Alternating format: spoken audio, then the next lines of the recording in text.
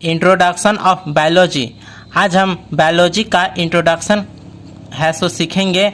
और ये जो बायोलॉजी शब्द है सो दो शब्दों से मिलकर बना होता है, बायो एंड लोगस। हम इसको पूरी तरह डिस्क्राइब है सो करेंगे। सबसे पहले हम इसका डिफिनीशन जानेंगे। तो बायोलॉजी अगर हम कहेंगे तो biology is the natural science that studies living organism life and process of life, यानी हम कहेंगे प्राकृतिक विज्ञान की वह शाखा जिसमें जीवन और जीवन की प्रक्रियाओं के अध्ययन को जीव विज्ञान कहते हैं। तो यहाँ पर तीन शब्द आता है, जीव यानी लिविंग ऑर्गेनिज्म, जीवन यानी लाइफ, प्रोसेस यानी जीवन की प्रक्रियाओं। अब हम तीनों को अच्छी तरह से जानेंगे। तो सबसे पहले हम यहाँ पर और जानेंगे कि जीव विज्ञान को विज्ञान की शाखा के रूप में स्थापित किसने किया? तो अरस्तु ने किया, जिसे इंग्लिश में एरिस्टोटल भी बोल सकते हैं। तो बायोलॉजी के क्षेत्र में बहुत ज़्यादा योगदान दिया है। सबसे पहले बायोलॉजी था यानी जीव विज्ञान, वह तो साइंस के अंतर्गत हम पढ़ते थे, लेकिन इसको हम अलग क्षेत्र के रूप में स्थापित किया है, वो उनका नाम है अरस्तु। बायोलॉजी के क्षेत्र में काफ़ी योगदान देने के कारण अरस्तु को फादर ऑफ बायोलॉजी कहा जाता है। तो बायोलॉजी शब्द दो शब्दों से मिलकर बना होता है, बायोस एंड लोगस। बायोस का मतलब होता है लाइफ यानी जीवन, और लोगस का मतलब होता है स्टडी, डिस्कर्स और नॉलेज यानी ज्ञान है सो लोगस कहलाता है। यानी जीव विज्ञान यानी जीव का मतलब होता है जीवन यानी सजीव, और सजीव का मतलब पेड़ पौधा और जंतु दोनों आ जाता है। तो बायोलॉजी शब्द का सबसे पहला प्रयोग किसने किया है? तो लैमार्क और ट्रेवेरेनस ने। तो लैमार्क जो फ्रांस का है और ट्रेवेरेनस जो जर्मनी का है, और जो 1801 ईस्वी में बायोलॉजी शब्द का प्रयोग किया। तो हमने यहाँ पर बायोलॉजी शब्द को डेफिनेशन में हमने पढ़ा है कि living organism life and process of life का अध्ययन करना बायोलॉजी कहलाता है। तो यहाँ पर शब्द आया है लिविंग ऑर्गेनिज्म यानी जीव। तो हम जानेंगे कि जीव का डेफिनेशन क्या है। तो ऑर्गेनिज्म यानी जीव का अगर हम सिंपल भाषा में कहें तो जीवन का एक अकेला स्वरूप जीव होता है, यानी an individual form of life, यानी जीवन का अकेला रूप, such as a bacterium, protist, fungus, plant और animal, composed of a single cell और अ कॉम्प्लेक्स ऑफ सेल, यानी एक कोशिका हो सकता है या कॉम्प्लेक्स ऑफ सेल हो सकता है, इन विच ऑर्गेनेल्स और organs work together to carry out the various process of life. यह सब ऑर्गेनिज्म हो यानी जीव होता है। तो सबसे पहले जीव का संरचनात्मक और कार्यात्मक क्या होता है? कोशिका के मिलने से ऊतक का निर्माण होता है, और ऊतक से अंग और अंग से अंग तंत्र, उसके बाद बनता है जीव यानी ऑर्गेनिज्म। तो अब हम है सो जीव के बारे में परिभाषा जान गए। अब आते हैं लाइफ यानी जीवन। तो जीवन है सो इसका हम कहेंगे कि वर्तमान समय में हमारे जन्म से लेकर मृत्यु के बीच की कालावधि है सो लाइफ यानी जीवन कहलाता है। यानी वर्तमान समय में हम चलते हैं जिसमें चेष्टा, उन्नति और वृद्धि के लक्षण हो, जीवन कहलाता है। जीवन में कौन सा लक्षण होता है? तो चेष्टा, उन्नति और वृद्धि का लक्षण होता है। तो जीवन है सो हम वर्तमान समय के बारे में हम जानते हैं। तो एक कहावत है, पास्ट इज स्ट्रेंथ, जो बीत गया स्ट्रेंथ है, फ्यूचर इज मिस्ट्री, जो आने वाला है वह मिस्ट्री है, प्रेजेंट इज लाइफ, वर्तमान ही जीवन है, अपने आप को जीना ही जीवन है। तो हमने बायोलॉजी में ये पढ़ा है कि लिविंग ऑर्गेनिज्म, हमने जीव के बारे में जान गए, लाइफ यानी जीवन के बारे में समझ गया। अब प्रोसेस ऑफ लाइफ यानी जीवन की प्रक्रिया के बारे में हम जानेंगे कि जीवन की प्रक्रिया कौन कौन सी है। दोस्तों अब हम लाइफ प्रोसेस के बारे में जानेंगे कि जीवन की कौन कौन सी प्रोसेस है। तो जीव के कुछ मौलिक प्रक्रिया होती है, कौन कौन सी होती है? तो न्यूट्रिशन, पोषण, रिस्पायरेशन, श्वसन यानी सेंसिटिविटी, सेंस होना चाहिए, रिप्रोडक्शन यानी उसमें जनन होना चाहिए। तो सबसे पहले आता है न्यूट्रिशन यानी हम पोषण, हम किस प्रकार डिफिनेशन करेंगे?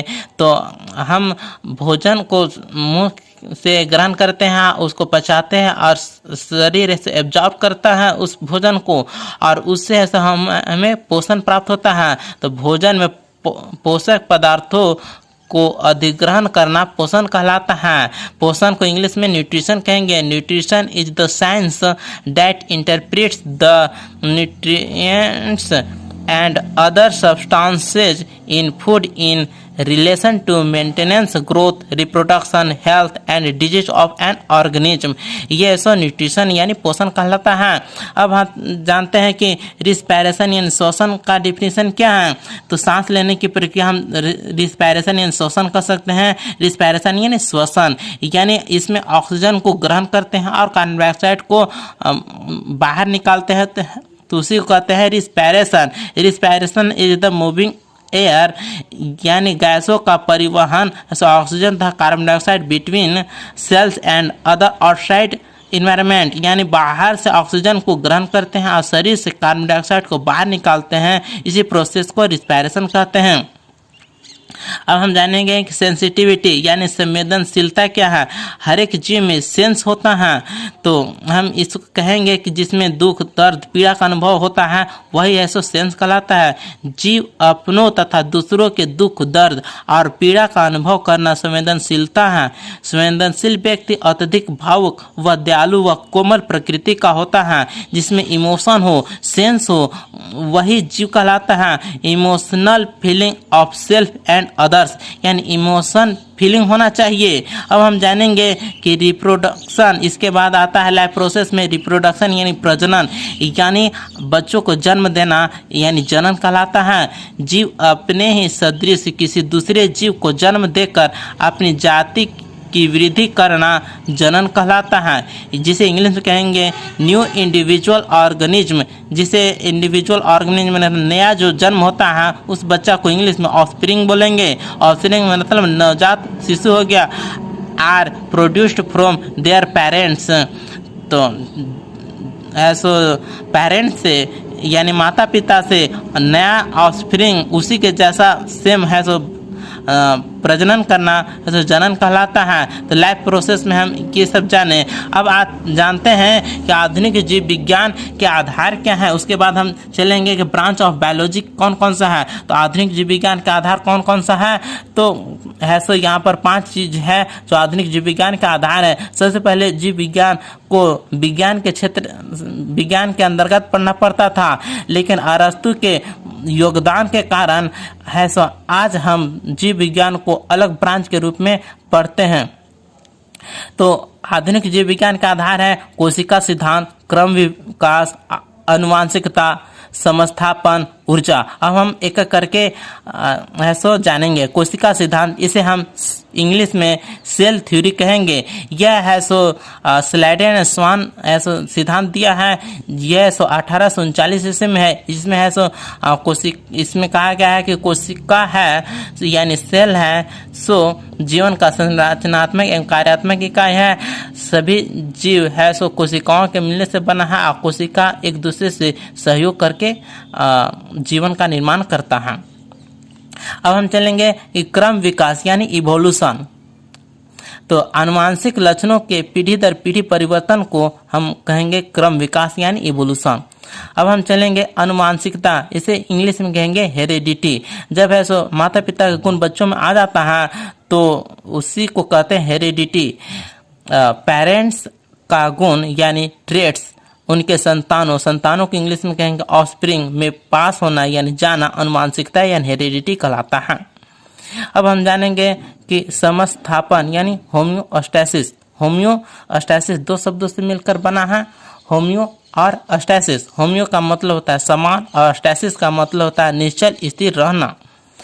तो ऐसो जीव विज्ञान है सो इसी प्रकार ऐसो इसका आधार है ऊर्जा यानी एनर्जी। कार्यकर्ता के कार्य करने की क्षमता को एनर्जी कहते हैं। कार्य करने की क्षमता एनर्जी कहलाता है। यह ऐसो आधुनिक जीव विज्ञान के आधार है। अब हम चलेंगे ब्रांच ऑफ बायोलॉजी। बायोलॉजी के ब्रांच कौन कौन से हैं हम सभी जानते हैं। ये प्राणी विज्ञान और है सो वनस्पति विज्ञान 2 है सो ब्रांच हैं। तो हम चलेंगे कि प्राणी विज्ञान जिसे हम कहेंगे जूलॉजी। जूलॉजी 2 शब्दों से मिलकर बना है, जून और लोगस। तो जून का मतलब होता है एनिमल और लोगस का मतलब होता है स्टडी, डिस्कर्स, नॉलेज। इसे ज्ञान भी बोलते हैं, यानी जंतुओं का ज्ञान प्राणी विज्ञान कहलाता है। जंतुओं तथा उसके क्रियाकलापों का अध्ययन क्या कहलाता है? प्राणी विज्ञान यानी जूलॉजी कहलाता है। हम जानेंगे कि फादर ऑफ जूलॉजी कौन है? अरस्तु। अब हम पहले भी जान चुके हैं कि जीव विज्ञान यानी फादर ऑफ बायोलॉजी कौन है? तो अरस्तु। अरस्तु है सो दोनों का है सो पिता कहा जाता है। अगर इंग्लिश में हम प्राणी विज्ञान का डिफिनेशन करें तो होगा study of animal kingdom including the structure, embryology, evolution, classification, habits and distribution of all animals and interaction with their ecosystem, यह सो जूलॉजी कहलाता है। अब हम है सो बायोलॉजी का दूसरा ब्रांच यानी बोटनी के बारे में हम पढ़ेंगे। तो वनस्पति विज्ञान यानी बोटनी ऐसो बास्किन से बना है। इसका मतलब होता है ग्रेजिंग यानी चरना। वनस्पतियों अर्थात पेड़ पौधों का अध्ययन है सो वनस्पति विज्ञान कहलाता है। फादर ऑफ बॉटनी कौन है? थियोफ्रेस्टस। थियोफ्रेस्टस है सो वनस्पति विज्ञान का पिता कहलाता है। अगर हम कहेंगे द स्टडी ऑफ प्लांट्स यानी पेड़ पौधों का अध्ययन करना, इंक्लूडिंग देयर स्ट्रक्चर, उसका ऐसा स्ट्रक्चर, प्रॉपर्टी, गुण and biochemical process, biochemical process का अध्ययन ऐसा पौधों का ऐसो स्ट्रक्चर, प्रॉपर्टी और बायोकेमिकल प्रोसेस का अध्ययन करना वनस्पति विज्ञान कहलाता है। It also includes study of fungi and algae. हम इसमें फंजाई और अलगी का भी अध्ययन करते हैं। दोस्तों, आपको ये वीडियो कैसा लगा कमेंट में हमें जरूर बताएं, लाइक और शेयर करें। अगर इसका PDF प्राप्त करना चाहते हैं तो कमेंट सेक्शन में आपको इसका PDF ही मिल जाएगा। वीडियो देखने के लिए धन्यवाद।